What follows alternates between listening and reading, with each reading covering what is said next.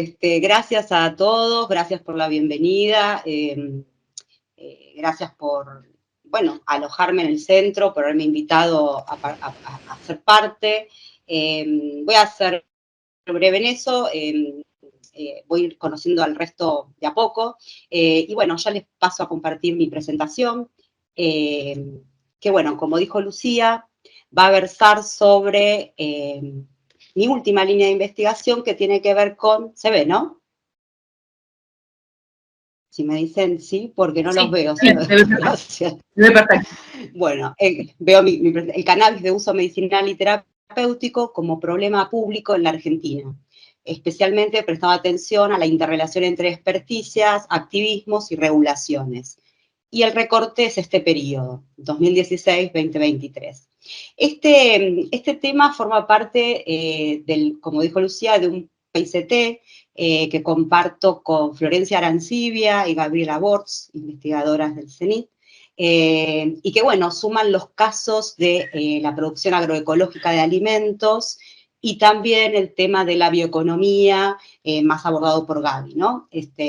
Nosotros tenemos un PICT desde el 2020, y estamos ahora renovando en esta convocatoria, tratando de continuar en un tramo 2 esta investigación. Bueno, el enfoque conceptual tiene que ver con hacer dialogar a lo que se conoce como la sociología de los problemas públicos, presentada, desarrollada por Busfield. Por otro lado, también prestar atención a la literatura que trabaja el tema de movimientos sociales, activismos y participación, este último punto particularmente dentro del campo de los estudios sociales de la ciencia. Tercer punto es también articular con la sociología de los expertos y de las experticias. Y en cuarto lugar, poner en relación estos tres puntos con la creación de agendas públicas y gubernamentales, ¿no? Donde se crean nuevas políticas públicas, utilizando como insumos a experticias y también demandas y propuestas, ¿no?, que emanan del activismo más social. La idea es pensar cómo, entonces, el cannabis, con el cannabis denominado medicinal o de uso terapéutico, ahora voy a aclarar después por qué hago mención a esas dos formas semánticas, ¿no? Tanto el cannabis medicinal como de uso terapéutico emerge como un tema de interés en la agenda pública argentina ya por el año 2015, y en un año logra, digo, tomar gran parte de la agenda pública, medios gráficos, televisión, redes sociales, pero se mete en el Parlamento, ¿no? Y en un año, año y medio, se crea una ley, ¿no? Esto fue muy rápido, un fenómeno que no solo pasa en la Argentina, sino que también se enmarca en la región y también en el mundo, ¿no? Entonces, fue de interés para mí preguntarme desde esta articulación conceptual cómo el cannabis medicinal, cómo la planta de cannabis, una planta prohibida, estigmatizada, vista más como droga, ¿no? Como una droga, en un año y medio puede resignificarse tan fuertemente en términos de la utilidad para la salud. Entonces, bueno, fue que me embarqué en esta investigación. Un poquito para repasar los problemas públicos, bueno, la sociología de los problemas públicos lo que plantea principalmente es que los problemas denominados públicos existen, no están dados, sino que se construyen, ¿no? Es decir, hay ciertos asuntos que algunos grupos sociales, determinados grupos sociales, en algún momento histórico determinado, pueden, digamos, posicionar en la agenda pública como asuntos de interés sobre los cuales el Estado debe intervenir. Sabemos que no cualquier asunto de interés para un grupo social logra convertirse en un problema público, ¿no? También los problemas públicos tienen momentos de auge y declinación. No siempre, cuando uno mira la conformación de un problema público a lo largo del tiempo, encuentra que no siempre tiene la misma intensidad o la misma significación, ¿no? Y esto tiene que ver con los vaivenes o con la fuerza que tienen grupos determinados grupos sociales por imponer un tema en la agenda pública en relación a cómo es recibido por parte de, bueno, el sistema político, los medios de comunicación, otros grupos sociales que tienen capacidad de presión sobre estos temas, ¿no? Y también tener en cuenta este otro punto más que tiene que ver con cuáles son los insumos de conocimiento que están detrás de un problema público, ¿no? Los problemas públicos los ponen en agenda los llamados expertos acreditados, o los problemas públicos también pueden ser construidos, y de hecho en la historia uno encuentra muchos ejemplos donde son otro tipo de experticias no acreditadas, por eso aludimos a esta teoría, otro tipo de conocimientos más de tipo empíricos, populares, digamos, de ensayo y error, o experienciales que pasan por el cuerpo, que tienen un impacto muy fuerte, mucho más a veces que los conocimientos expertos, en introducir un asunto como problema público. En el cannabis esto es muy interesante para explorar, porque justamente, digamos, el cannabis para uso medicinal o terapéutico reúne una variedad de conocimientos y experticias, desde ya que por sus años de prohibición, vuelvo para atrás, que vamos a ver de cuándo, lo vamos a repasar, que durante casi todo el siglo XX estuvo prohibida esta planta, no solo acá en Argentina, sino en el mundo. Digo, lo que tenemos es una variedad de experticias y de conocimientos que no solo ni principalmente se originaron en la universidad o en los sitios acreditados de conocimiento, sino en la base social o en el entramado más popular. Por eso decimos que los conocimientos vinculados al cultivo de la planta durante todos estos años estuvieron en la clandestinidad, ¿no? En manos de grupos sociales que no podían visibilizar esas prácticas, obviamente. Así que, y no solo las prácticas de cultivo, sino prácticas de uso para la salud, también estuvieron de alguna forma desperdigadas, desparramadas, distribuidas socialmente, y no fueron monopolizados por un grupo experto en particular, ¿no? Y hay varios conocimientos involucrados, decía, hay conocimientos agronómicos de cultivo de la planta, conocimientos sobre cómo es la mejor vía, ¿no?, para consumir la planta con fines terapéuticos, si a través de un aceite, si fumado, si inhalado. También tenemos diferentes grupos sociales interesados o asociados al uso terapéutico y medicinal de la planta, justamente la irrupción de los niños y niñas con epilepsias graves, tuvo un peso muy fuerte acá en la constitución de la ley medicinal, ¿no?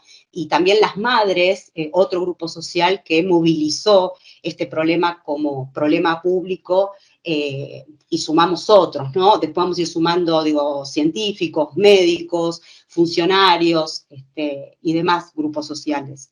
También tenemos organizaciones sociales constituidas alrededor de la demanda por el uso de cannabis, que también producen nuevos conocimientos, ¿no? Conocimientos que ahí tienen la característica de, en general, ser mixtos. En casi todas las organizaciones sociales vinculadas al uso medicinal y terapéutico de la planta, lo que uno encuentra son organizaciones híbridas entre usuarios, demandantes y profesionales, que van desde abogados a médicos, profesionales de la salud, psicomotricistas, trabajadores sociales, digamos. Un caso emblemático es el de AUPAC, está aquí la sigla, es una organización que, si bien tiene un activismo canábico previo, en 2017 nace como una asociación de usuarios y profesionales, ¿sí?, sobre el cannabis para la salud, en Rosario, y bueno, persiste hasta el día de hoy, ¿no?, como otros tantos casos. Entonces decía, bueno, esta planta que durante muchos años, desde casi todo el siglo XX estuvo prohibida, claramente adquirieron relevancia los conocimientos y las experticias más de tipo popular. Cuando decimos popular es cuando no es monopolizada por ningún grupo social en particular, sino que está distribuida socialmente. También estuvo vinculado estos conocimientos y experticias a cuestiones locales, es decir, situacionales, ¿no?, bien demarcadas por una biografía o una experiencia particular. y que los conocimientos, digo, sobre el uso terapéutico tiene que ver con ese situacionismo, ¿no? De la experimentación con la planta. Y esto tiene que ver con el conocimiento que fueron acumulando las madres, por ejemplo, a ir probando los aceites con sus niños antes que tuvieran un apoyo por una organización o por un médico que las acompañara, ¿no? Y también acá aparece la dimensión experiencial, esto que, bueno, hay teóricos en el campo de los estudios sociales de la ciencia y en otros donde hablan de este tipo de conocimientos, mismo Epstein, que ahora lo vamos a nombrar, para el caso del estudio sobre expertización en el caso del SIDA, ¿no? Cómo los conocimientos experienciales, estos conocimientos que de alguna manera se configuran en el propio cuerpo, ¿no? En este caso de los niños o de los que van ensayando con esta planta para lograr un bienestar en salud.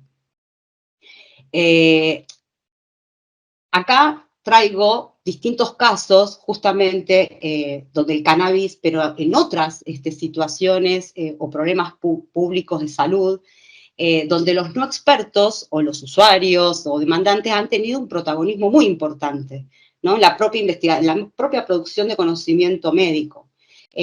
Bueno, hay un caso que es el de Epstein, que es un trabajo bastante conocido, que muestra cómo la investigación biomédica en el tratamiento de SIDA fue muy influida por los activistas, ¿no? Que lograron convertirse como participantes creíbles, digamos, en este proceso de expertización, dice Epstein, de los pacientes, ¿no? Respecto de sus propias dolencias, provocando cambios en la propia investigación.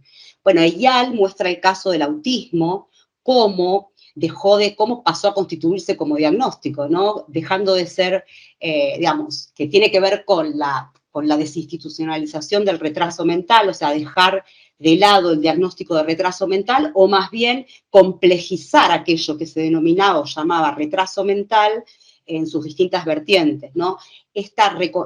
Y aquí nace el diagnóstico de autismo, ¿no? Y tiene que ver más con una asociación entre padres de niños con autismo, psicólogos, terapeutas, que pudieron forjar una red alternativa y imponer este diagnóstico, ¿no? Por eso, bueno, Eyal nos trae la noción de red de experticia.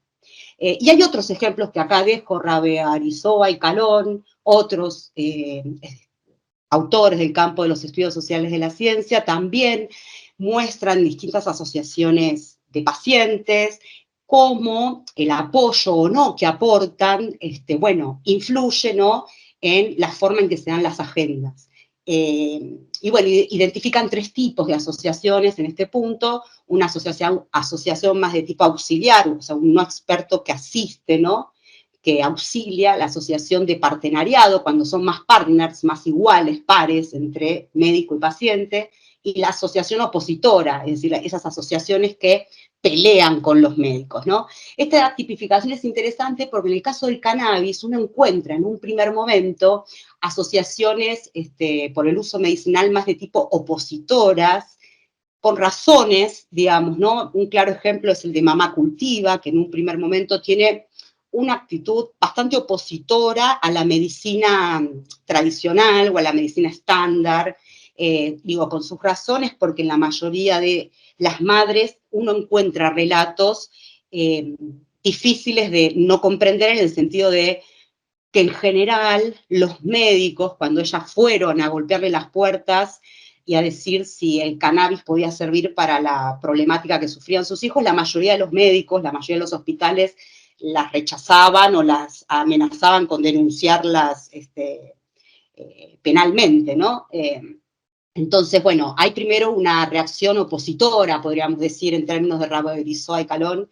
Sin embargo, Mamá Cultiva, como todo movimiento social, organización social, va aprendiendo, ¿no? De su andar, y también tiene estrategias, y bueno, la estrategia, y aprendió al andar que le convenía ir haciendo alianzas con algunos médicos que sí las recibían, que sí las alojaban, y que entonces, bueno, pasaron de ser más de tipo opositor a una asociación más de tipo de partenariado, ¿no? Una asociación que pretende ponerse a la par de los médicos para construir, digamos, la terapéutica del cannabis de forma no tradicional, ¿no?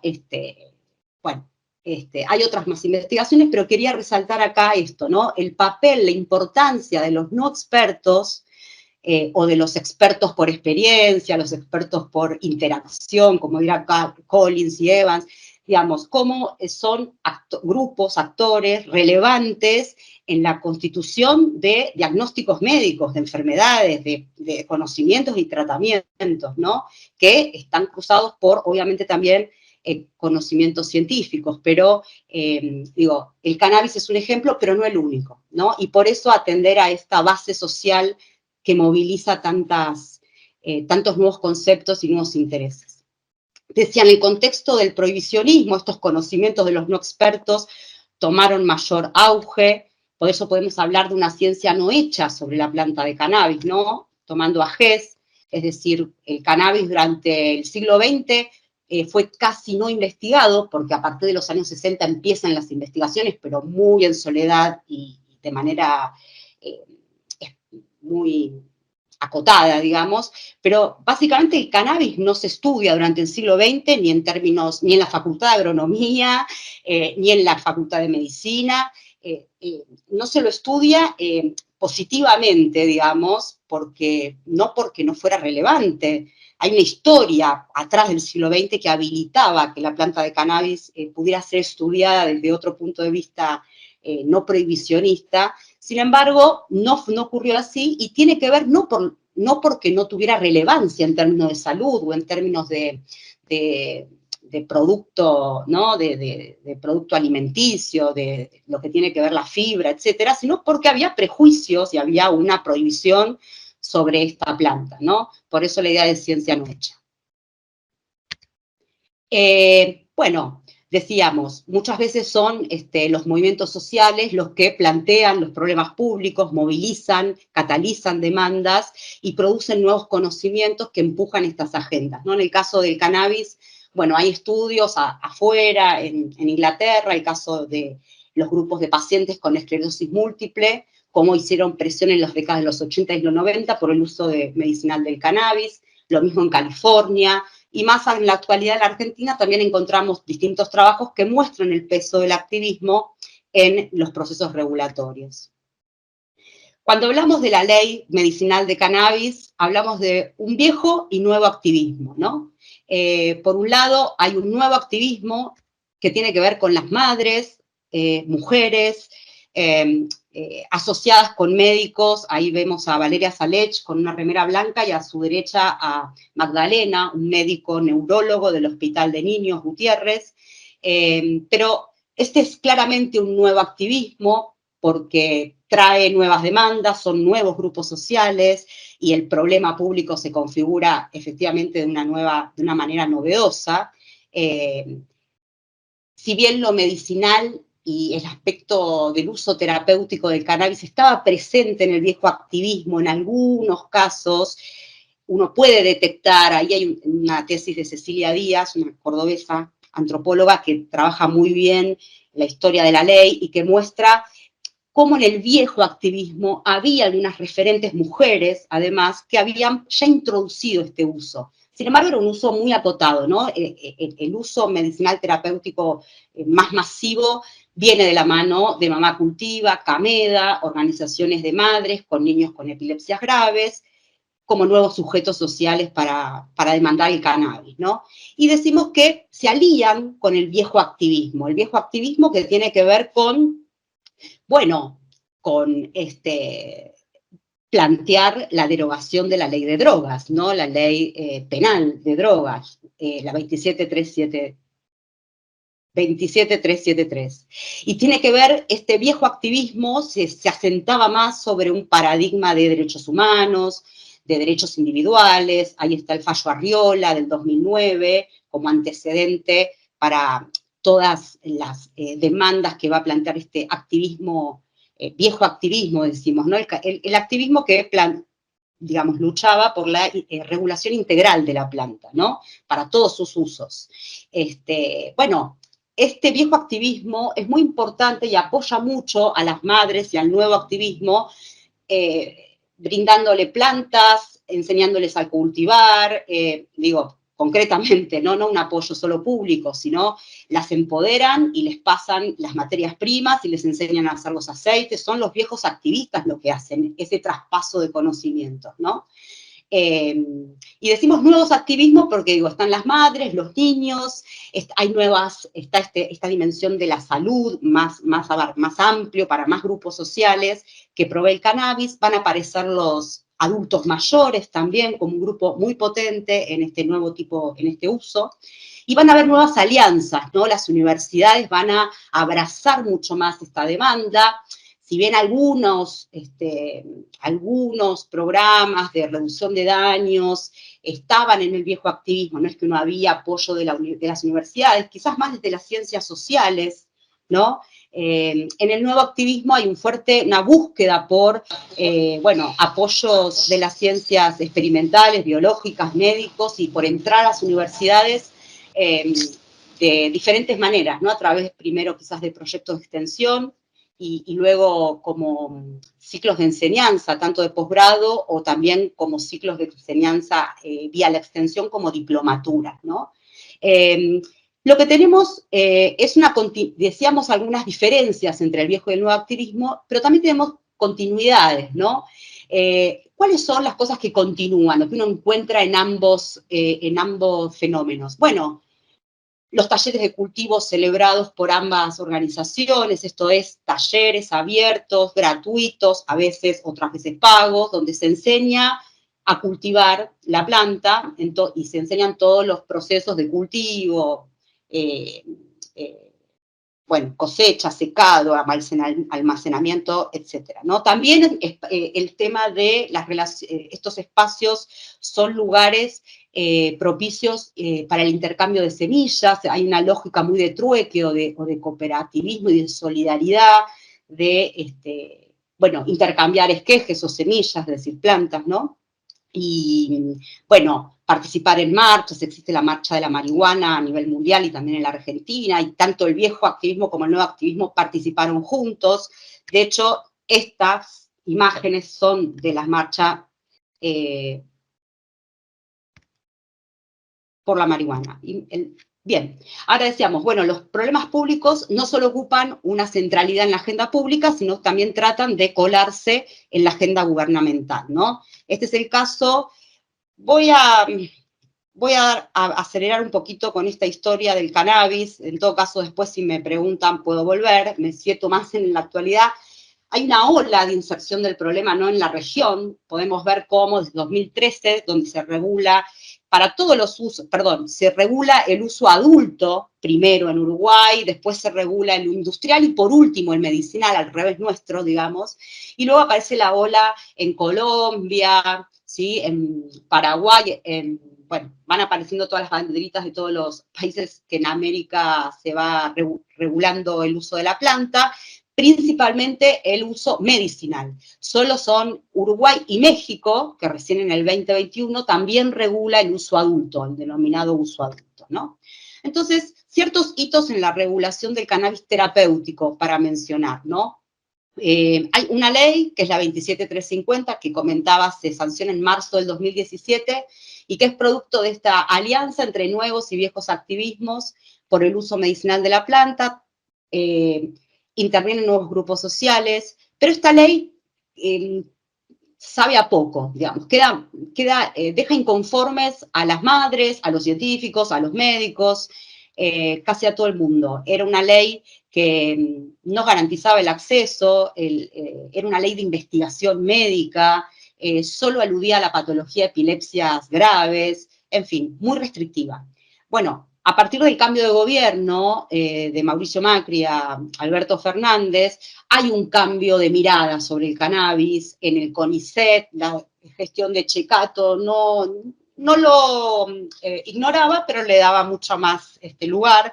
El cambio por Ana Franchi fue un cambio importante porque se impulsó mucho desde el CONICET el tema de cannabis.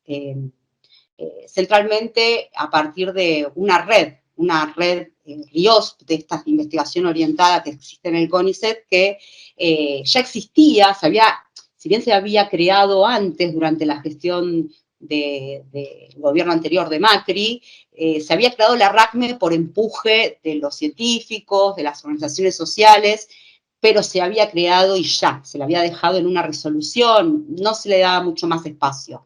Entonces, digo, cambio el gobierno, llega la pandemia, y durante todo el primer año de pandemia hubo un trabajo por Zoom de la RACME muy importante, organizaciones sociales, distintos actores que, bueno, y entre otros grupos que peleamos por una segunda reglamentación, o sea, cambiar la reglamentación de esa primera ley, y esta reglamentación fue muy importante porque, bueno, creó el programa de cannabis de vuelta. Existía, pero le dio financiamiento, lo puso en operación, y creó el ReproCan, un registro de productores de cannabis, digamos, pero que básicamente permitía que el cultivo doméstico o el autocultivo, una demanda muy fuerte del activismo, del viejo activismo y del nuevo activismo en la ley 27350, que no había podido ser respondido, ¿no? Entonces, ¿cuáles fueron las principales controversias en la regulación medicinal finalmente? Decíamos, el tipo de enfermedad, el padecimiento, síntomas sobre el cual podía actuar de manera terapéutica, y también esta idea de cuál es la forma de acceso, ¿no? Si el autocultivo, el cultivo solidario, el cultivo supervisado estatal o privado. Hay otros temas más, como los que menciono acá abajo, todavía sigue siendo controversial en la ley de cannabis medicinal y cáñamo, la inclusión o no de porcentajes de THC para el efecto medicinal, si ponerlo en la ley, en la reglamentación, o dejarlo en la reglamentación. Esto igualmente va con, hay una modalidad en el mundo que el cannabis, digamos, medicinal no puede pasar el 1% de THC, ¿no? Entonces, avanzo un poquito acá, y para cerrar, porque si no, quiero, en todo caso, con la conversación amplio, para no extender mucho más, si no es muy pesado. Decíamos, hay una reconfiguración cognitiva del cannabis, ¿no? Nuevos intereses, usos, actores y agencias regulatorias. Quiero ponerme acá. Una resignificación como problema público, ¿no? Podemos decir que, bueno, desde 1937, desde la prohibición hasta los años 90, que empieza a regularse en Israel, después en California, en los estados de Estados Unidos y en el resto de América Latina, el cannabis será configurado como problema público, pero en términos de una droga, ¿no? Un estupefaciente. Previamente en la historia había sido configurado como una medicina, como una fibra, como un alimento. No es algo nuevo que trae nuestra ley, ¿no? Sino que previamente, desde antes de Cristo hasta 1937, uno puede encontrar, tanto en Asia como en África, mismo en América Latina, la explotación de esta planta, tanto en términos industriales como medicinales.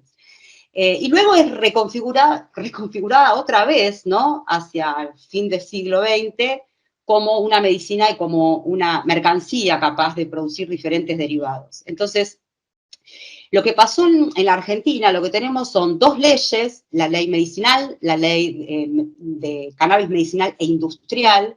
En un primer caso, lo que pone en juego es el uso terapéutico de la planta para casos de epilepsias graves, ¿no? Decía, y el interés, y después con la reglamentación que les comentaba, esto se amplía, además de crear el registro de cultivadores domésticos, también se amplían las dolencias y depende de la firma del médico, ya no es solo por epilepsias refractarias, ¿no? También hay un interés cognitivo por caracterizar más cannabinoides de tipo que tengan un uso terapéutico, entonces aparece una importancia renovada en la investigación científica, ¿no? Y también en las organizaciones sociales, no solo sobre el CBD, sino sobre el CBG, el CBN, son otros cannabinoides, y sobre el efecto séquito que tiene la planta. Yo decía acá atrás que había una serie de controversias, perdón, ay, pero, acá. Una importante tiene que ver con esto, ¿no? Si tomar la composición proporcional por cannabinoides para pensar el efecto terapéutico de la planta, o tomar el paradigma más anclado en el full spectrum, o la importancia de esto, ¿no? De la interconexión entre todos los cannabinoides y ese efecto que se logra de el todo es más que la suma de las partes, ¿no? Esa sería la idea. Entonces, la reglamentación 880 introdujo el significado de acceso, que había quedado restringido en la ley 27350. Se ampliaron, decía, los usos terapéuticos, se incluyó el dolor crónico y otras dolencias, ansiedad, estrés y cualquier dolencia que firme el médico. Se abrió el registro de productores de cannabis en el Ministerio de Salud, y también en la ANMAT se inscribió el cannabis como un producto vegetal. Y no puedo ahondar mucho en esto, pero esto es muy relevante porque hubo toda una discusión en el seno de la RACME, que yo pude seguir porque pertenezco ahí, sobre cómo iba a ser inscrito el cannabis en el ANMAT. Si dentro de una... Había mucha oposición por parte de las organizaciones sociales y los científicos en general a que fuera catalogado como un medicamento, porque eso restringía mucho la explotación de esa planta en términos de salud y le daba casi un negocio solo a la gran farma, ¿no? Entonces, apareció la posibilidad de inscribirlo como especialidad medicinal, que es otro canal que tiene la ANMAT, pero finalmente se inscribió de la forma más moderna o más progresista, no más progresista, más, menos, que le deja más amplitud, digamos, a los usos, porque la idea de producto vegetal, detrás de esta categoría, está la mirada sobre la planta que prevalece el full spectrum, ¿no? Digamos que la utilidad terapéutica de la planta no viene tanto por uno u otro cannabinoide, sino por la interacción de todos los cannabinoides, y terpenos, y flavonoides, y otras cosas que tiene la planta, y bueno, eso mencionarlo. Y decía, bueno, pasamos rápido, a una otra ley que se sancionó, se reglamentó el año pasado, antes que terminara el gobierno, que es la ley de cannabis medicinal y cáñamo industrial, y bueno, que tuvo algunas continuidades y algunas diferencias con la ley anterior. Para empezar, introduce un sentido productivo y económico de la planta que no estaba en juego en primer lugar en la ley 27350 ni en la reglamentación, donde lo que se ponía en juego era el acceso, ¿no?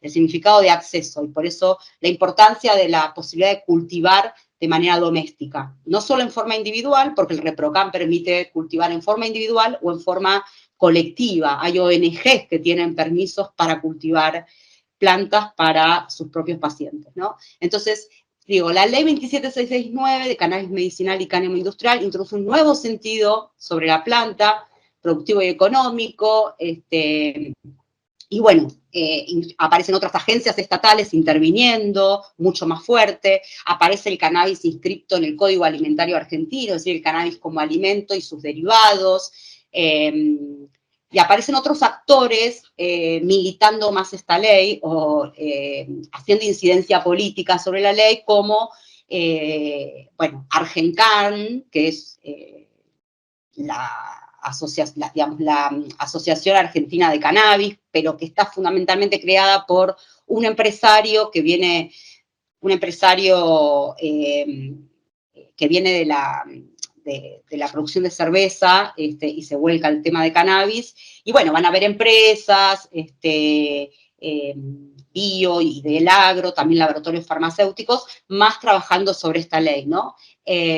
Aunque también vale decir que el activismo viejo y nuevo también se interesó poco a poco por el armado de esta ley, porque también este activismo va a reclamar como nuevo interés y como una reconfiguración también propia, no solo ser el brazo solidario, ¿no? Saben que aparece una noción que es el cultivador solidario de la mano de las madres, proveyendo los conocimientos, la materia prima, las plantas, el tiempo, y acompañando esa causa, se volvieron también, se embebieron de esa problemática, ¿no? Del cannabis medicinal y terapéutico.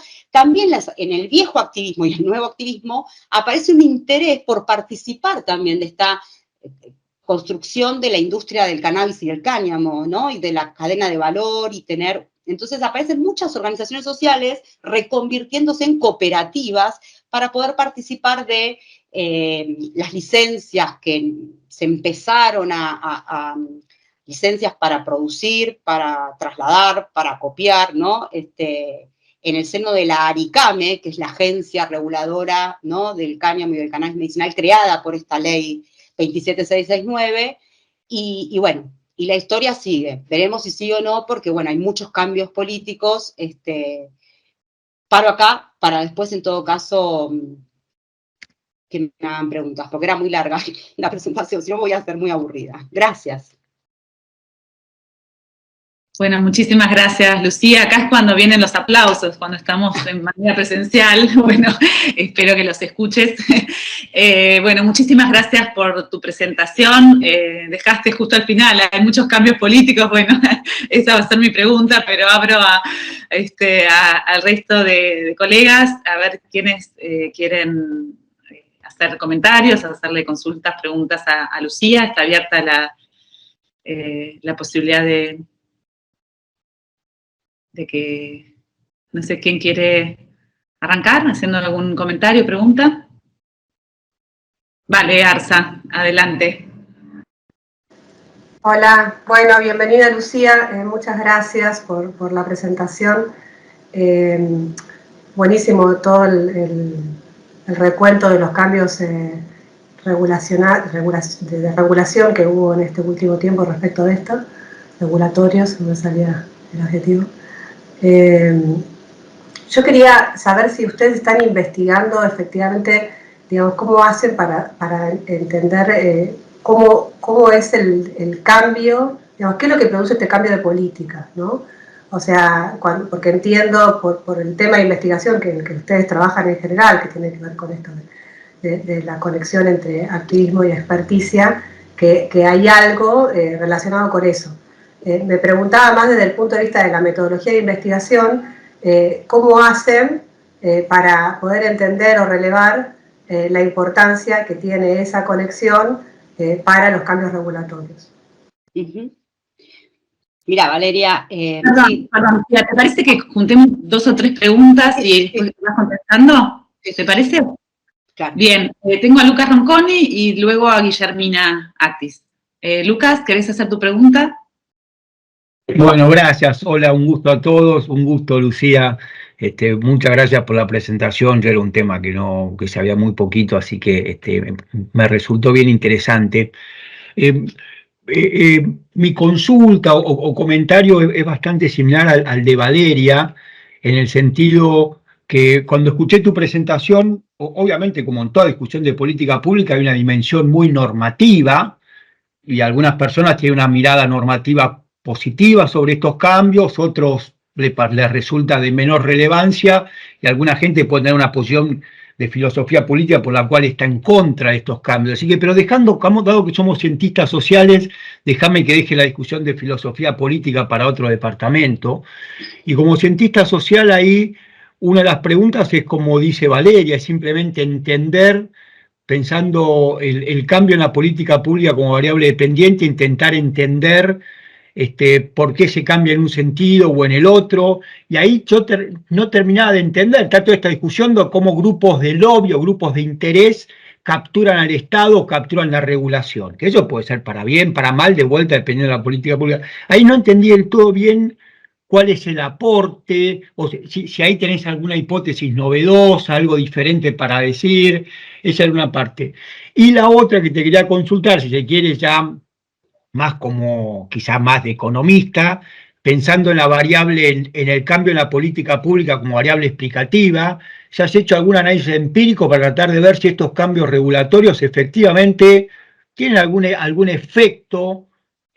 ¿Hay algún efecto desde pacientes con menor dolor? O incluso quizás algunos efectos, hay alguna gente que tiene dudas sobre si la Argentina es una sociedad que está en una situación donde los niveles educativos, un conjunto de aspectos en la sociedad, está preparada para cambios en esta dirección o no. Y hay gente que presupone que esto puede tener impactos adversos, entonces eso también se puede descartar. Ya hay evidencia empírica que sugiere que eso efectivamente, más allá de las discusiones teóricas y las distintas narrativas, si esto efectivamente hay una evidencia más sólida, más sistemática en una dirección o en otra.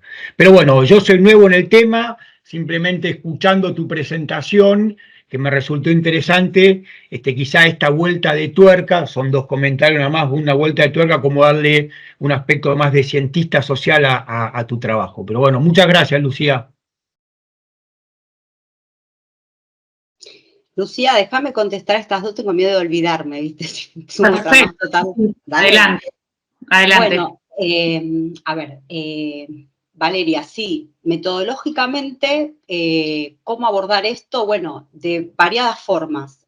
Una forma es vía el relevamiento documental. Para trabajar la ley 27350, revisamos las discusiones en comisión de todo el armado de la ley, y pudimos ir viendo cómo algunos planteos que provenían de las organizaciones sociales, de las madres, de algunos médicos que acompañaban, en el primer caso, cómo queda conformado la primer ley, claramente no entran, no logran hacer imponer su visión, ¿no? O su demanda, que es la forma en que la política pública iba a quedar configurada, digamos. Ahí uno ve, digo, no solo con trabajo documental de archivo, de seguir la discusión de comisión en el Parlamento, sino, bueno, con entrevistas y con observación.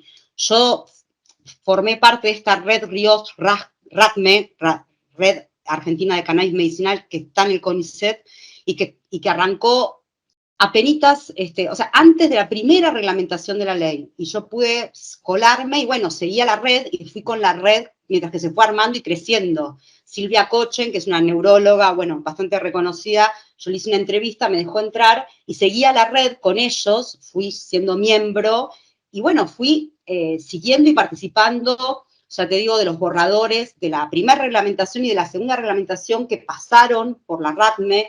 En la RACME se venían a sentar diputados que estaban con este tema en el Parlamento llevándolo adelante, como Carolina Galear.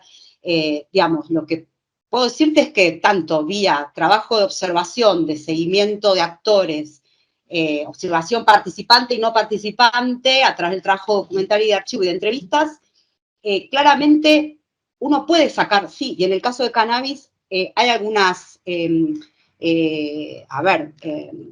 evidencias empíricas en relación a esto, ¿no? Cómo en un primer momento, tanto en la ley 27350 como en la primera reglamentación, el activismo, los científicos, los médicos tienen poca incidencia en cómo queda esa ley. Digamos, todo lo que ellos pregonaban no entra.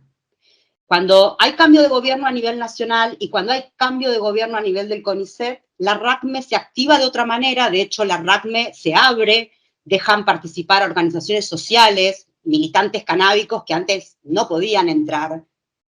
Hay fotos del CONICET en diciembre de 2019, o antes de que se declarara la pandemia, con la sala del directorio llena, más de 100 personas. Bueno, se le da un lugar y digo, empieza un trabajo de incidencia entre asociaciones, organizaciones sociales, activistas, científicos, médicos, políticos, algunos políticos individuales, legisladores que logran crear una reglamentación nueva y que sí ahora entra la demanda del autocultivo, que era la demanda del viejo activismo y del activismo del cannabis medicinal. Y el ReproCan, que es una política pública que hoy todavía continúa y que no la desarmaron todavía, es un registro que fue creado de manera también híbrida o coproducido por las organizaciones sociales y expertos del Ministerio de Salud. Hubo un espacio que fue el Consejo Consultivo Honorario del programa de cannabis, que tuvo actividad durante todo ese año, que estuvo conformado por 3 organizaciones sociales y 3 expertos académicos. Y yo creo que el ReproCan existe porque en realidad estuvieron las organizaciones sociales ahí metiendo mano para esa política. Si no, ese registro desde el Estado hubiese sido muy difícil armarlo. Es muy innovador, no existe en el mundo casi, o sea, hay 2 o 3 países, pero el ReproCan lo miran de todas partes porque no lo pueden creer que haya, primero, una ley de cannabis medicinal y terapéutica antes que los otros usos, porque el uso medicinal y terapéutico supone una cantidad de evidencia científica, la legislación de todo eso es mucho más complejo.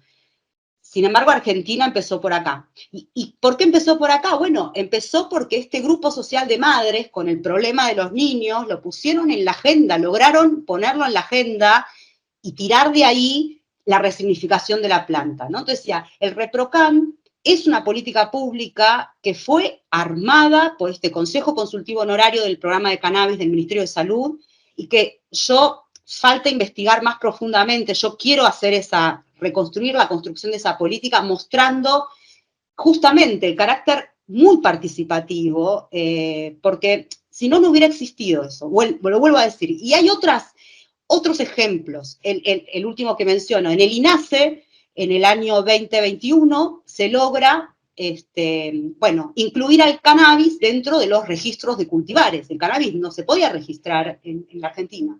Esto recién en el 2021. Y cuando se logra hacer esto, desde el INASE, que de hecho ahora los que ocupan el INASE están denunciando que algo que para la mirada de uno es beneficioso, digamos, ¿qué hizo el INASE? Priorizó la inscripción de semillas nacionales. Esto es para digamos, habiendo tanta variedad local, digamos, plantas que fueron mantenidas y estabilizadas en el tiempo por diferentes cultivadores que además ya están en el camino del uso terapéutico, están andando como plantas que se usan terapéuticamente, y también porque es muy costoso importar semillas, no solo en términos económicos, sino que uno tarda tiempo en estabilizarlas, acomodarlas al clima local. Es decir, el INASE claramente no solo incluyó al cannabis dentro del registro de cultivares, sino que a lo Colombia, sin decirlo explícitamente, dejó una ventana para que entraran primero los cultivares nacionales, que se registraran variedades nacionales. A esto el gobierno actual reacciona con violencia, porque dicen, ¿cómo dejan entrar primero las variedades nacionales y le complican la vida a plantas de afuera, digamos, que quieran registrarse? Bueno, pero digo, eso también, esa política del INASE también tiene un claro sesgo o una influencia fuerte de organizaciones sociales, cultivadores, y no de grandes laboratorios o de grandes empresas agro. Eso es claro, que el modelo macrista, la ley 27350 se sancionó durante el gobierno macrista, pero el proyecto era importar el aceite. No había un proyecto productivo, digamos, no había una idea de producir. Bueno, eso lo introdujo la nueva configuración de gobierno, los grupos, el activismo social y los científicos, la RACME. Esto también, en la ley 27669, la posibilidad de pensar en crear una cadena de valor para el cannabis como producto medicinal, terapéutico, y para todo lo que implica el cáñamo, que es el uso de la fibra para papel, para construcción, y la semilla como alimento, ¿no? Y sus derivados. No sé si contesté, pero ahí son casos puntuales que me gustaría más profundizar, ¿sí? Para mostrar justamente este carácter participativo de algunas políticas puntuales, ¿no? Al mismo tiempo, decir que todo esto está en un manto de contradicción enorme, porque este marco legal convive con el marco penal de la 27737, que es la ley penal de drogas. O sea, eso también es la Argentina. O sea, la ley de drogas no se derogó ni se modificó a la luz de esta nueva legislación, que es también muy loco, digamos, porque hay muchos puntos en contradicción.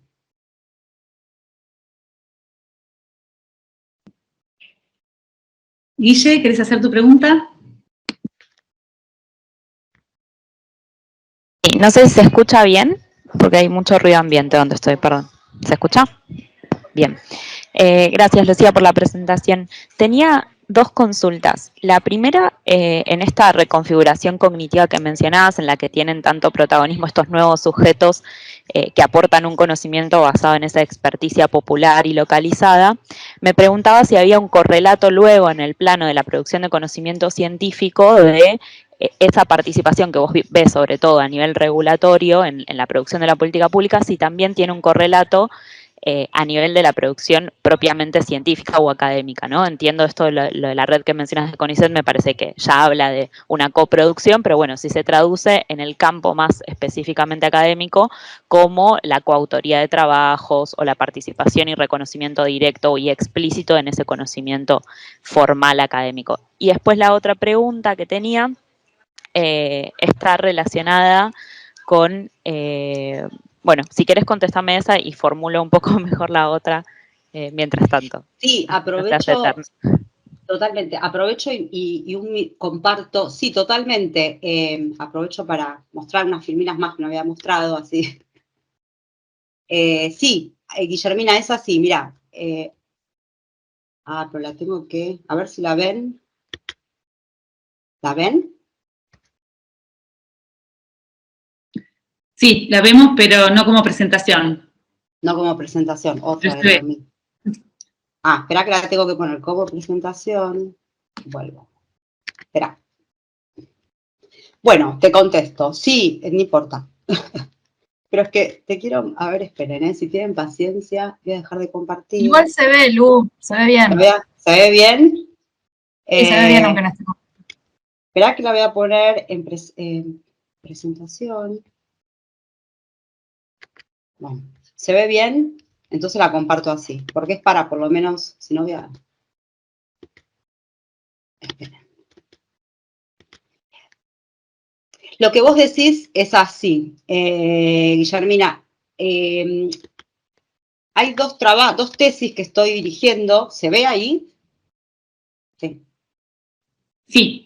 Sí, se le Se ve bien. Bueno, hay dos casos de estudio que están trabajando Oscar Aguilar y Silvina Mentasti, que tiene que ver con la coproducción de conocimientos, uno de los temas, ¿no?, entre organizaciones sociales y grupos científicos. Un caso es el de Jardín del Unicornio, cultivo en familia, con el grupo de la Universidad de La Plata, que es uno de los primeros casos de coproducción de conocimientos entre cultivadores, usuarios, investigadores. Y el caso de Silvina Mentasti, que lo sigue en el sudoeste de la provincia de Buenos Aires, en Tandil, Olavarría y Azul. Lo que nosotros ya estamos viendo en el caso de Universidad de La Plata es, bueno, el ingreso de los cultivadores. Ahí hay unas fotos al laboratorio científico, ¿no?, cómo los resignificó a ambos, pero sí, digamos, produjeron artículos en conjunto, los cultivadores pusieron las primeras plantas dentro de la Universidad de La Plata, provienen de los jardines de estas organizaciones sociales. Las plantas que ingresan al laboratorio, son estas, la CAT 1, 2 y 3, ¿Por qué CAT? Porque se las va a llamar cepas argentinas terapéuticas, y en el 2019, en mayo de 2019, se presentan en el CCT CONICET de La Plata, y se presentan en forma conjunta. Y el que está hablando en la tarima es Andrinolo, el investigador central que lleva adelante el laboratorio que aloja esta investigación en La Plata, Jardín del Unicornio, bueno, cultivo en familia con loza. Y bueno, lo que quiero decir es que estas tres plantas, que es la materia prima para que el grupo después haga cromatografía, las estabilice, digo, las traen los cultivadores, ¿no? Y son plantas que la CAT, ahora no me acuerdo cuáles, hay dos que son de Jardín del Unicornio y una que es de cultivo en familia. Estas plantas fueron estabilizadas, es decir, mantenidas en el tiempo por estos cultivadores de manera artesanal, ¿no? Digamos, obviamente que sabiendo cosas de boca en boca, luego cuando aparece Internet, yendo a las páginas de Internet sobre cannabis, y bueno, y de prueba y ensayo y error. Digo, producen artículos conjuntos, aparecen estas tres plantas en el laboratorio, comienza un proceso de estabilización de estas plantas y de trabajo conjunto.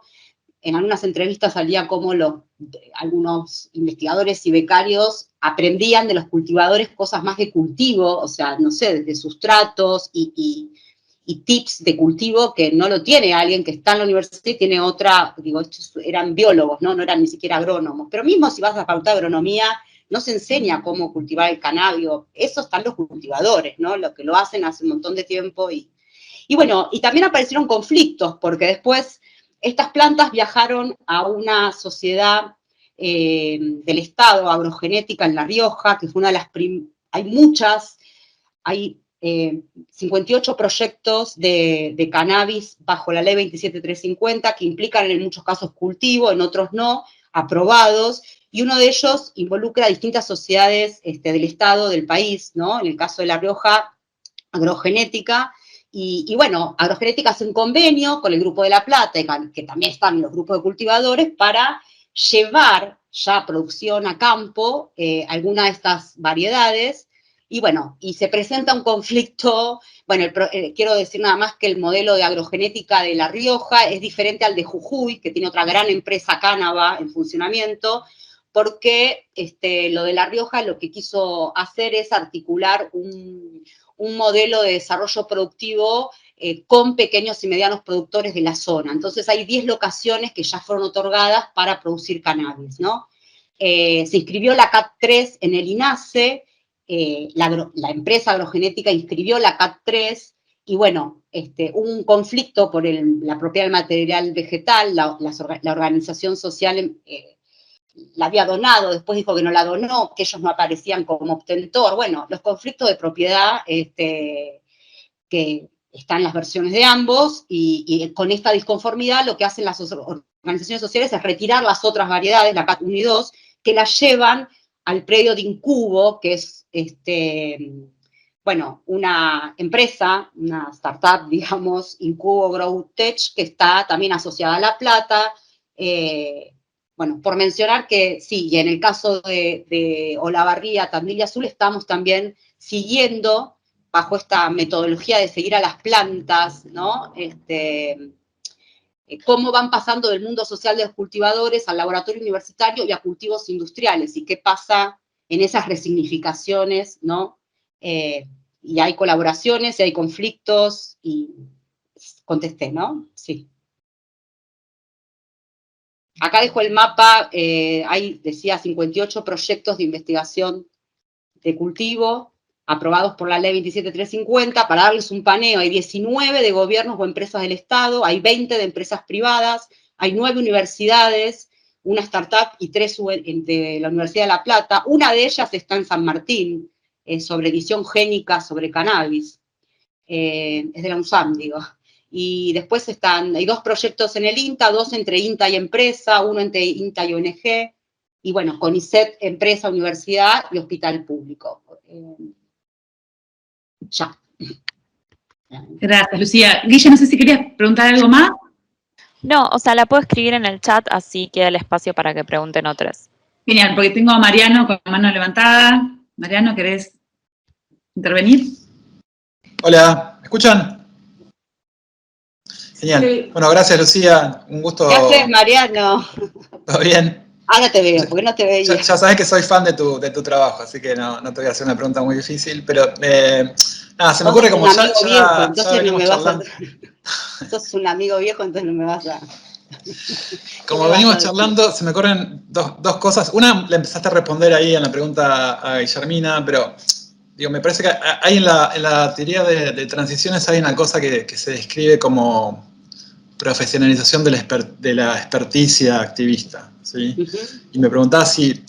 Total. A mí me da la sensación que eso está pasando de alguna manera por cosas que uno va viendo, no sé, en redes y en charlas con gente que está cultivando, que empiezan a aparecer consultores, empiezan a aparecer gente que sabe, no sé, que hace asesoría sobre cultivo, sobre...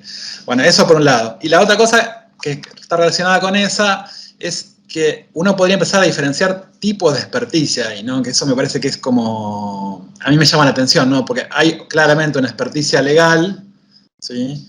Hay una experticia que está más relacionada con los efectos terapéuticos, quizá. Pero después hay otras 2 experticias que vos mencionaste, o una que mencionaste y otra que se me ocurre a mí, que una tiene que ver con los cultivos, ¿no? Con semillas, cultivos, no sé, tipo el tipo de abono que utilizan, el tipo de compost, todo eso que es como, que está súper desarrollado, que incluso el tema de cultivo es un laboratorio de experimentación que no, como decía, no hay en la academia, pero quizá tampoco hay en otras formas de cultivo indoor, ¿sí? No, o sea, no hay la gente que hace lechuga no tiene la misma... El indoor no hace el mismo tipo de preparados que la gente que hace marihuana.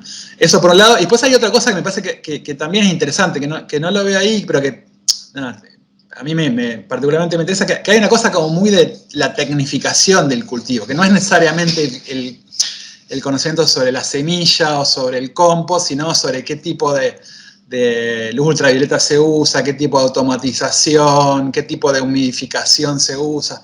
Hay como toda una cosa técnica que cuando yo hablo con gente que cultiva o que ha cultivado, eso también aparece, ¿no? Como, bueno, a ver qué luz le tenés que poner, cuánto tiempo, qué timer, qué tipo de humedad tiene que tener el cuarto, todas esas cosas que son, como, digo, sobre todo en cultivo indoor, que son nichos muy específicos, pero aparece una experticia ahí que, digo, puede ser que esté creciendo o no, pero estaría bueno también separarlo, ¿no? Porque no es lo mismo el activismo sobre la parte legal que una cosa, que un activismo más hacker sobre cómo hacer, no sé, un sistema de cultivo indoor. Total. Lo que decís, Mariano, de la profesionalización del experto por experiencia, decirlo. ¿Cómo dijiste? La profesionalización del activismo. Sí, en la literatura de transiciones es como la profesionalización de la... O sea, lo que describen es cómo la gente que es experta empieza siendo experta con cierto activismo y después se empieza a profesionalizar. Y se convierten en consultores, básicamente. Total, Que hay como un cambio ahí en el rótulo que se ponen, entonces ya no dejan de ser activistas meramente y empiezan a hacer, porque lo que hacen es transformar ese activismo en un negocio también, ¿no? Y eso tiene cosas buenas y tiene cosas malas para el activismo. Sí, a ver, lo que decís de la profesionalización del activismo, en el caso del cannabis, es algo que yo te diría que es incluso previo a la cuestión medicinal y terapéutica, por lo menos en lo que referís a las experticias de cultivo. O sea, vos ves cultivadores que sobre el cultivo, digamos, tienen un nivel de profesionalización, de tecnificación, tanto indoor o outdoor, digamos, en relación a... Es un pequeño laboratorio científico, un indoor bien armado, o sea, que tienen pHómetros para medir el pH del agua, que la temperatura, el timer para no automatizar todo, el recirculatorio para... cosas que las hacen además copiando cosas que ya están armadas, pero digo, todo eso... Ese mundo casi que parece un laboratorio científico, el indoor del cultivo, es así, y eso es previo a la movida medicinal incluso, o sea, me parece que tiene que ver con un activismo, sí, que en relación al cultivo está todo el tiempo buscando innovar también, ¿no? Como yo creo que esa actitud tiene que ver con el contexto prohibicionista, todo el tiempo escondiéndose, buscando las formas de hacer lo mismo, pero en clandestinidad, escondido, buscando recursos de infraestructura alternativa. Entonces, hay cultivos en placares, ¿no? Con luces, lamparitas, digo, vegeto y mantengo la cepa con una luz, todo eso que vos decís existe y antecede a esta movida medicinal y terapéutica totalmente. Yo creo que sí, con lo medicinal y terapéutico aparece un desafío para al activismo tradicional, que es decir, bueno, si por esta vía la planta va a lograr mayor legitimidad, vamos todos por ahí. No todos opinaron lo mismo, ¿no? Pero muchos dijeron, bueno, vamos a profesionalizarnos en esto, que es el uso terapéutico y medicinal de la planta. En un cultivo, el cultivo para el uso medicinal y terapéutico va a ser diferente, va a tener otras condiciones, ¿no? Se preocupan por eso, o sea, entonces ahí viene como una idea de profesionalizarse en lo terapéutico medicinal. Y es esto que cuento, organizaciones activistas tradicionales viran y se recrean como dispositivos clínicos. Yo te invito a que mires a AUPAC o Ciencia Sativa. AUPAC es en Rosario, Ciencia Sativa es en Río Negro. Esas agrupaciones tienen seminarios internos como este, tienen profesionales de todo tipo y tienen también usuarios, tienen un taller de cultivo mensual, tienen un taller de, tienen dispositivos clínicos, tienen médicos que atienden a gente y todo está sobre la mesa, está blanqueado. Hoy AUPAC consiguió el ReproCan, la autorización a cultivar como ONG, entonces puede cultivar más plantas, y ese cultivo es para los pacientes que atiende el dispositivo clínico de AUPAC, que tiene 3.000 pacientes. O sea, son, como decís vos, bueno, se convierten en pymes casi, empiezan a convertirse, sí, algunas asociaciones quieren, AUPAC también es un dispositivo clínico, pero también es una cooperativa de cultivo, no me acuerdo ahora el nombre, y se inscribió como cooperativa y tiene estas estrategias de ir encajando en la ley, de ir armando la regulación, también a su medida, pudiendo incidir, e ir reconfigurándose en las nuevas reconfiguraciones de la planta, ¿no? Y una última cuestión, esto que vos decís de la profesionalización más de tipo terapéutica o como una nueva forma, uno lo ve, que es una cosa para estudiar, en la proliferación de diplomas, diplomaturas sobre cannabis. Hoy uno encuentra en la Universidad de Quilmes, en Rosario, en San Luis, en La Jaureche, diploma inicial, diploma superior. En la Universidad de Chilecito, y sigo, y el diploma lo que tiene justamente, por ejemplo, el de Jaureche, el diploma no superior, sino el diploma común, es que permite que lo cursen personas con secundario, no más. Y eso, la primer cursada, la primer cohorte del diploma de UNAG, tuvo más de 1.200 inscritos. Cuando damos clases por YouTube, porque tuve la suerte de dar clases doy clases en estos diplomas, es una cosa que uno dice, le estás hablando, bueno, es 1.000 personas, bueno, de una heterogeneidad, porque había desde cultivadores a profesionales, y bueno, los diplomas son un espacio de profesionalización de los cultivadores, y te quiero contar una anécdota. El otro día estoy en una reunión del diploma de San Luis, que es donde voy a dar clase este año, y entre los docentes encuentro un par de activistas, que son docentes de las diplomaturas. Por ejemplo, Santiago Juárez, que es un cultivador, un breeder es que, bueno, hace semillas nuevas, feminiza semillas, bueno, revierte plantas, ¿no? Hace lo que quiere con las plantas. Sí, es biólogo, tiene una acreditación universitaria, pero es cultivador, o sea, principalmente es cultivador, y bueno, hoy es docente de la Diplomatura de San Luis, y también forma parte del proyecto INTA, Ciencia Sativa de Río Negro, que tiene un proyecto de cultivo aprobado por el Ministerio de Salud. Bueno, y entonces estos activistas, como vos decís, van también presentándose como consultores, también hay otros casos, totalmente. Pero digo, hay algo de todo esto que también está, que es previo, ¿no? Sí, a todas estas ahí me parece que dijiste algo que es súper políticas. interesante. Perdón, no lo quiero dejar pasar porque me parece que es... Había una investigadora en Colombia llamada Yuri, no me acuerdo el apellido ahora, pero él estaba investigando los submarinos que hacían los carteles colombianos de droga, ¿sí? Y era una investigación súper controversial en Colombia, porque lo que mostraba Yuri era cómo una organización criminal hacía innovación que el gobierno colombiano no podía hacer, ¿sí? Y vos dijiste algo ahí que es súper interesante, que es, a ver, si la producción de este producto, de esta planta, está prohibida, va a haber una innovación que es de otro tipo, ¿sí? que es justamente la innovación en Inter, que está escondida, pero hay algo muy interesante ahí para mostrar. Quizás otra forma de ver esa experticia, ¿no? Hay una construcción de experticia desde la ilegalidad y otra desde la legalidad, ¿no? Como hay otra categoría ahí interesante. Total. Y otra cosa más que quiero, yo nombré el ReproCan, el Consejo Honorario Consultivo, pero también la inscripción en ANMAT del cannabis en términos de producto vegetal también es un indicador de la mano del activismo y de la mirada científica, digamos, una mirada que más... menos encontrable, digamos, en la mayoría de las regulaciones, incluso a nivel mundial, digamos, esto de tomar a la planta como un producto vegetal. Digo porque le deja participar de algunos tramos de la cadena de valor del producto, no solo la gran farma, digamos, es pensar al cannabis no solo como un medicamento, ¿no? Con grado farmacéutico y demás. Lucía, retomo ahí la pregunta que hace Guille en el chat, habla sobre todo de la dimensión de género, ¿no? En estos nuevos activismos hiciste mención, ¿no?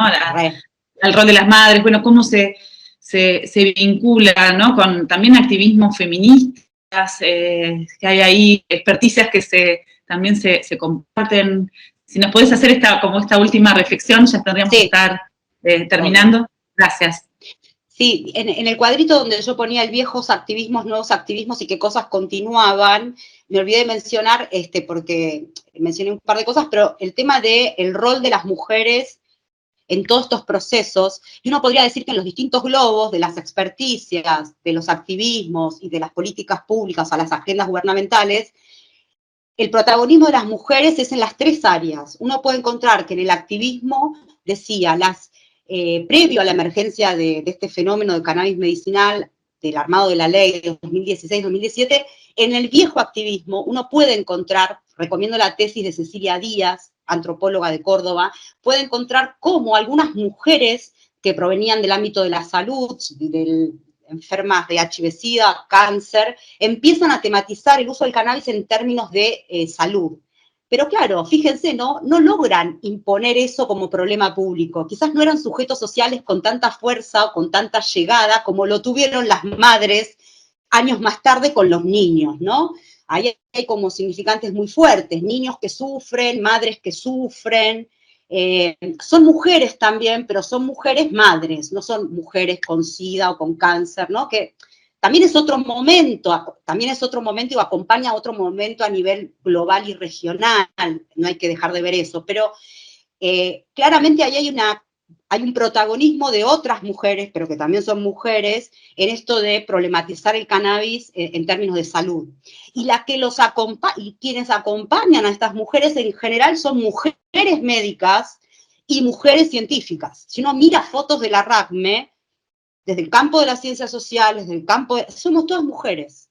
Y las legisladoras que levantaron el proyecto de ley, Carolina Galiar, una de las más importantes, mujer. Entonces, claramente sí, hay una dimensión de género que atraviesa a este problema público, tanto por el lado de las experticias como de las diferentes experticias en juego, porque también uno en el activismo, ve las organizaciones sociales y las presidentas son mujeres, las cultivadoras. En general en el cannabis hay una...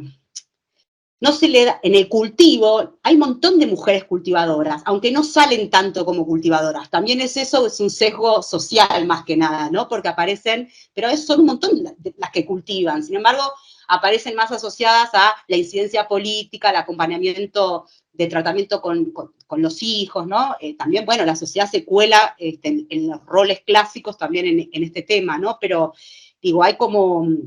No se visibilizan a las mujeres cultivadoras como realmente son, así que sí, es un tema, además, bueno, el tema, la planta da para, ¿no? Frases como el macho no pega, digo, hay un activismo feminista, también hay ramas del activismo canábico que se llaman, qué sé yo, activismo canábico feminista en América Latina, en Argentina, el feminismo, la categoría feminista, digo, construye activismo canábico en América Latina y en Argentina, pero además, bueno, con metáforas en alusión a la planta, como que la que sirve es la hembra, la que da la flor, digo, ¿no? La que sirve es la mujer, y esta idea del macho no pega, como no pega es que no produce efecto, ¿no? Porque no tiene flores, no tiene THC, como frases que circulan como cuestiones, como formas de lucha, ¿no? En el propio movimiento. Así que sí, diría que sí, es algo... Bueno, gracias, Lucía. Veo que José levantó la mano. Te pido, José, que seas breve, ya estamos terminando el seminario, pero quiero que puedas hacer tu pregunta. Es solamente un comentario que me quedó dando vuelta cuando comentaste sobre la ley de drogas, que me parece muy interesante cómo se genera esa tensión entre dos marcos normativos muy disímiles, ¿no? O sea, que activan estrategias y mecanismos completamente distintos, y que creo que, o sea, no sé, yo como usuaria de Reprocan lo he visto en, no sé, en policía, o por ejemplo en las personas del aeropuerto, cómo se activan mecanismos completamente disímiles al momento de uno decir, che, llevo Reprocan, que ahí mismo se ve cómo, en el fondo, dentro de la práctica, esos marcos están constantemente ahí, tensionándose. Mira, Josefina, te contesto sí, totalmente. Aclaro algo, el Reprocan no solo permite cultivar, tener hasta 9 plantas en flor para un individuo cultivador, sino también te permite trasladar cannabis, incluso en un viaje en avión, ¿no? Hasta 40 gramos. Entonces, bueno, esto es un cambio tremendo, ¿no? Para aquel que es usuario de cannabis. Bueno, pero totalmente lo que vos decís, hay un trabajo de Florencia Corbel, yo nombro a mis compañeras de la RACME porque son investigadoras súper en estos temas, que tiene un trabajo que se llama La Ley en Droga, la ley de drogas en números, y abarca 2010-2020. Y lo que muestra es que desde que la ley de cannabis medicinal arranca, y desde que está el Reprocan, las decomisiones de, digamos, los atropellos sobre incluso personas que tenían el registro aumentaron. O sea, entonces lo que muestra es tener una ley, un marco legal, mayor aceptación a nivel público o gubernamental, no implica que en las burocracias de calle, por decirlo de alguna forma, como es la policía, bueno, esos cambios no son automáticos, implican un cambio cultural que lleva tiempo. Y en eso, ¿quiénes la ven? Citando al querido, ¿quiénes la ven o no la ven? la ven las organizaciones sociales, que ¿qué hacen? Seminarios de formación para las policías en Rosario y se mandan con esa, cosa que el Estado no hace, lo hacen las organizaciones sociales. Porque ven que, por más que la ley esté, digamos, aunque hay contradicción normativa, pero hay un amparo en relación, si vos tenés un REPROCAN de más, pero las policías y del interior ni te cuento, menos todavía, de provincias, digamos, que siguen deteniendo a gente con REPROCAN, con autorizaciones, porque bueno, es un cambio, como decimos, un cambio cultural que lleva mucho tiempo. Y las organizaciones entonces dicen, vamos a hacer talleres, a explicarles la ley, a explicarles los tal y tal cuestión a las fuerzas de seguridad y a los médicos. Otro lugar donde hay una resistencia, aunque ahora cambió mucho, cambió muchísimo, pero fíjate que la mayoría de los dispositivos clínicos de cannabis no están en el Estado, sino que están en las organizaciones sociales. Para Estado, ¿no? Bueno, gracias, Josefina.